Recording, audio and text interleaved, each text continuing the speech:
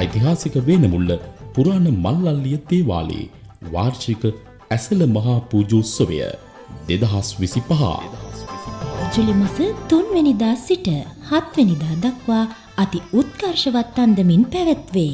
මෙම දිනවලදී රූප පඬුරු බාර ගැනීම හා බාරහාර ඔප්පු කිරීම ආදී පුද පූජාවන් රැසක් දේවාල භූමියේදී සිදු කෙරේ. ජුලි මාස 3 වෙනි දින උදෑසන නානුමුර මංගල්‍යය. එදින උදෑසන 9ට පූජා භූමිය තුල සුදුවැලි ඇතිරීම.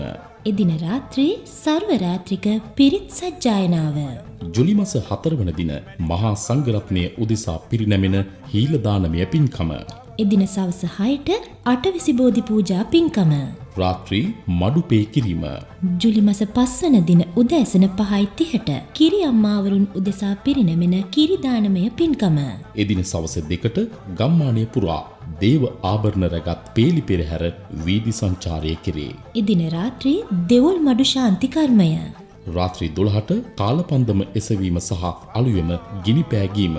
දවස පුරා කාවඩි සංදර්ශන සමග රාත්‍රී අහස වර්ණවත් කරන සීබ්‍රා ගිනිකෙලි සංදර්ශන.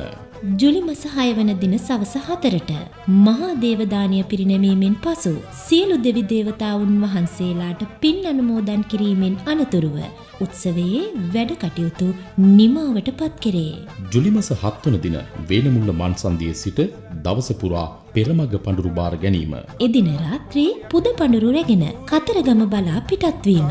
ඔබ සැමට ආරාධනා.